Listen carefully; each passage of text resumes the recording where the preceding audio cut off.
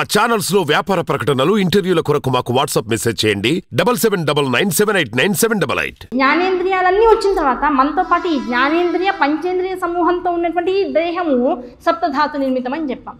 దీనికి నిత్యము పోషింపబడుతూ ఉండాలి ఈ దేహం అనేటువంటి దాంతో ఆహార వ్యవహారాలు జరుగుతూ ఉంటాయి.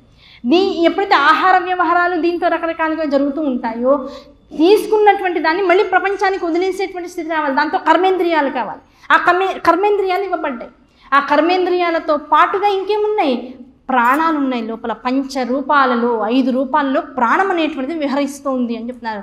ప్రాణ, అపాన, వ్యాన, ఉదాన, సమానములు అనేటువంటి 5 వాయువులు తిరుగుతూ ఉంటాయి. పంచ ప్రాణాలు అని చెప్తూ ఉంటాం.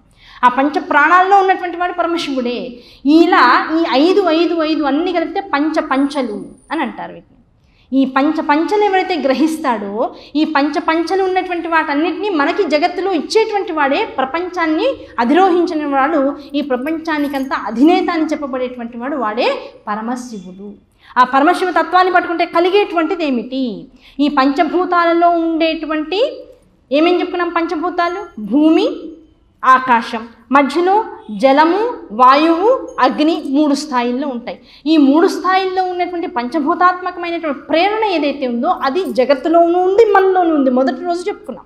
ఆ మొదటి రోజు చెప్పుకునేటువంటి విభాగంగా ఇప్పుడు మనం దీని నుంచి తెలుసుకోవాలి అంటే ఆ పంచముఖ బ్రహ్మ అని ఇప్పుడు మనం ఏదైతే చెప్తున్నామో ఆ పంచముఖ బ్రహ్మ అంటే ఇప్పుడు ముఖము పెకిలించబడినటువంటి బ్రహ్మగారిని వదిలేసేయండి. ఇప్పుడు పంచముఖ బ్రహ్మ అంటే ఎవరు?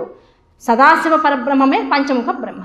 ఆ పంచముఖ బ్రహ్మలో ఉన్నటువంటి 5 ముఖాలు ఏవైతే ఉన్నాయో ఆ ఒక్కొక్క ముఖము ఒక్కొక్క ప్రణవంలో ఉన్నటువంటి ఒక్కొక్క బిందు స్వరూపానికి ఆలవాలమైతే, అలాగే ఈ పంచభూతాత్మకమైన జగత్తులో ఉన్నటువంటి పంచభూతాలకి ఒక్కొక్క ముఖము ఆలవాలమైతే, నిలయమైతే, ఇలా ఒక్కొక్క దాన్ని పంచ అనేటువంటి స్వరూపంగా స్వీకరించిన ప్రతిసారి, అలాగే పంచ ప్రాణాలని చెప్పాం. జీవులందరిలో ఉండేటువంటి పంచ ప్రాణాలని చెప్పాం.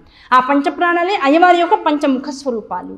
ఇలా పంచ అనేటువంటి స్వరూపంతో భగవాను కనుక జాగ్రత్తగా మనం గమనించినట్లయితే పంచలింగాత్మక, పంచ తత్వాత్మక, పంచభూతాత్మక అన్నీ పంచలుగా కలిగి ఉన్నటువంటి వాడు కనుక ఈ పంచేంద్రియాలతో కూడుకున్నటువంటి జీవులందరినీ తనలో లయం చేసుకోవడానికి 5 ముఖాలతో ఎప్పుడు రెడీగా ఉంటాట, సన్నద్ధుడై ఉంటాట.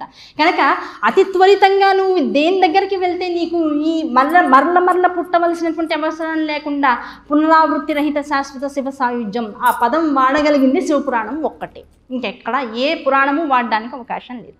ఎందుకంటే అంతటి అనుగ్రహాన్ని వర్షించగలిగినటువంటి శక్తి ఉన్నటువంటి వాడు, అంతటి అనుగ్రహ వర్షాన్ని జగత్తులోకి ఇవ్వగలిగినటువంటి వాడు, కురిపించగలిగినటువంటి వాడు.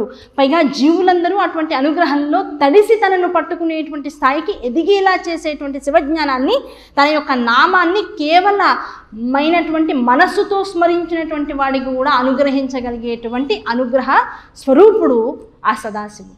కనుక పునరావృత్తి రహిత శాశ్వత శివ సాయుధ్యము అనేటువంటి మాట శివపురాణంలో శివుడే తనంతట తానుగా నోటితో అన్నాడు. మళ్ళీ నువ్వు జన్మనెత్తాల్సినటువంటి అవసరం లేకుండా నీ కర్మలన్నిటినీ ఒక పెద్ద దూదితో కూడుకున్నటువంటి పర్వతంగా కనుక నువ్వు భావిస్తే, నా నామం అనేటువంటిది ఎలాంటిదిట? చితికి పెట్టినటువంటి అగ్గి లాంటిది, ఒక చిన్న కర్రకి పెట్టినటువంటి అగ్ని లాంటిది. ఆ నామంతో ఈ కర్మ రాసినంత ఏం చేయగలవు? ఒక్క తాకుడు తాకితే మనసుతో ఒక్కసారి శివనామాన్ని ఎలా ధ్యానించాలో, ఎలా పట్టుకోవాలో, దానిలో ఎలా లయమవ్వాలో తెలుసుకుని ఒకసారి నోటితో అంటే చాలు అంతటి రాశి కూడా దగ్ధమైపోయి చివరికి ఏం మిగులుతుందిట? అక్కడ కనీసం ఏదో ఉంది, ఏదో పోయిందనడానికి కూడా ఆలవాలని లేకుండా అంతా క్లీన్ అండ్ క్లియర్గా తయారైపోతుంది. అంటే అలా క్లీన్ అండ్ క్లియర్గా నీ యొక్క గత జన్మల యొక్క ప్రారంధము, ఆ ప్రారంధము ద్వారా పొందినటువంటి జన్మ తాలూకు కర్మ, ఆ కర్మ ద్వారా నువ్వు చేసేటువంటి రకరకాల పునఃకర్మలు, సంచిత ఆగామి ప్రారంధ కర్మలు ఏవైతే చెప్పబడుతూ ఉంటాయో, నిత్యము జనిస్తూ ఉంటాయో, అటువంటి వాటి నుంచి నువ్వు విడిదేటువంటి బయటికి రాగలిగేటువంటి అవకాశం శివనామం వల్లనే కలుగుతుంది. కనుక ఆ పంచముఖ స్వరూపుడైనటువంటి ఆ పరబ్రహ్మమును నిత్యము ధ్యానించు, మనస్సులో అలాగే ధ్యానించాలట. పంచేంద్రియాలు ఇచ్చావయ్యా, ఒక్కొక్క ఇంద్రియానికి ఒక్కొక్క ముఖము. ఇలా నా యందు పంచముఖములతో ఉన్నటువంటి వాడవు ఆ పంచముఖేశ్వరుడైనటువంటి నిన్ను నిత్యము తలంచితే నా యందు ఉన్నటువంటి ఇంద్రియ అహంకారములన్నీ కూడా తొలగిపోతాయి. అటువంటి భావంతో ఎవరైతే నన్ను పట్టుకుంటాడో అటువంటి వాడికి ఆనందాన్ని కలుగజేస్తాను, అటువంటి ఆనంద స్వరూపుడును నేను అని శివుడు చెప్తున్నాడు. దాంతోపాటు ఇంకేం చెప్తున్నాడు? ఈ మంత్రాన్ని, నామాన్ని ఇందాక చెప్పుకున్నాం. ఎక్కడ పెట్టాలి? శివాయ నమః అనేటువంటి నామాన్ని మాత్రమే పట్టుకోవాలి. ప్రణవాన్ని అందరూ పట్టుకోవడానికి అవకాశం లేదు, శక్తి లేదు మనకి అని చెప్తాం. మరి ప్రణవాన్ని పట్టుకోకుండా కేవలం శివాయ నమః అనాలంటే ఆ నమః అనేటువంటి దానికి చాలా శక్తి ఉంది అని శివపురాణమే చెప్తాం. ఆ నమః కూడా పూర్వమే ఉండాలి తప్ప, పూర్వమే ఉండడం అనేటువంటి మంత్రంలో భాగం. నమశివాయ ముందు ప్రణవం, నమశివాయ అని శివాయ అనేటువంటి నామానికి ముందుగా నమః చేర్చడం అనేటువంటి మంత్రార్థంగా ఉన్నటువంటి విశేషం. మంత్రం అందరూ చదవడానికి అవకాశం లేదని నేనే చెప్తున్నాను కనుక అన్నింటికన్నా ఉత్తమమైనటువంటిది ఈ ప్రతి ఒక్కరూ నిత్యము అనుకోగలిగినది, ధ్యానించగలిగింది, ధ్యానించిన మాత్రము చేత ప్రతి వాళ్ళు లయమవ్వగలిగేటువంటి స్థాయిని, స్థితిని ఇవ్వగలిగినటువంటి నామం ఇంకొకటి చెప్తాను. అదేమిటి అంటే ప్రణవాన్ని వదిలేసి చేయగలిగినటువంటి శివాయ నమః అనేటువంటి మంత్రం. ఈ శివాయ నమః అనేటువంటిది కూడా పంచ అక్షరాలతో కూడుకున్నటువంటి పంచాక్షరియే, అంతటి స్థాయిని, శక్తిని కలిగి ఉన్నటువంటిదే. దాన్ని నిత్యము చదవడం ద్వారా నోటితో అనుట్టు ఉండడం వల్ల పైకి కూడా అనొచ్చు, ఒంటరిగా కూర్చుని అనొచ్చు. ఎలాంటి వేపుకి మనం ప్రయాణం చేస్తున్న ప్రయాణంలో అనుకోవచ్చు. దీనికి ఎటువంటి నియమాలు శివుడు చెప్పాల, కేవలం ఒకటే చెప్పాడు, ప్రణవాన్ని ఉచ్చరించకు.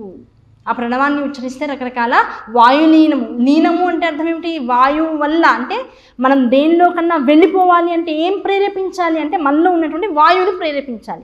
ఆ వాయువులు నువ్వు ఆ ఓంకారాన్ని ఎంత స్థాయిలో జపించాలో, ఎక్కడ లోపలికి అనాలో, ఎక్కడ బయటికి విశేషంగా అనాలో, ఎక్కడ నాదాత్మకంగా అనాలో, ఎక్కడ బిందు తర్పణంగా అనాలో, ఈ విశేషాలు నీకు తెలియవు. ఎవరు ఎంత నేర్పించినా నీకు తెలియడానికి అవకాశం లేదు.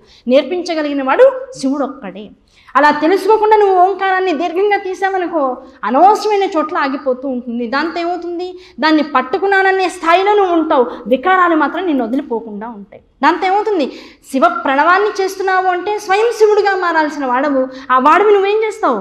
ఒక్కొక్కళ్ళని అనవసరంగా నోటితో దుర్భాషణ ఆడుతూ ఉంటావు. లోకంలో ఎటువంటి వాటిని వదిలేయాలో వాటిని వదిలేయకుండా ఇంకా వాటి యందు ఆనందాన్ని పొందుతూ ఉంటావు. దేనిని వదిలితే పరమశివ అనుగ్రహం కలుగుతుందో వాటిని వదలవు, దేన్ని పట్టుకుంటే అనుగ్రహం కలుగుతుందో వాటిని పట్టుకోకుండా విస్మరించి తిరుగుతూ ఉంటావు. అటువంటి వ్యతిరేక దిశలు నీ మీద వస్తూ ఉంటాయి. కనుక ఓంకారం అనేటువంటి దాన్ని మాత్రం గురువుచే మాత్రమే స్వీకరించు, గురు శుశ్రూష చేస్తూ ఉండు. దానివల్ల నీకు ఈ శివాయ నమః అనేటువంటి దానిలో కలిగేటువంటి ప్రేరకమంతా కూడా లోపల ఉన్నటువంటి సప్తధాతువుని కూడా ప్రేరేపితం చేస్తూ ఉంటుంది.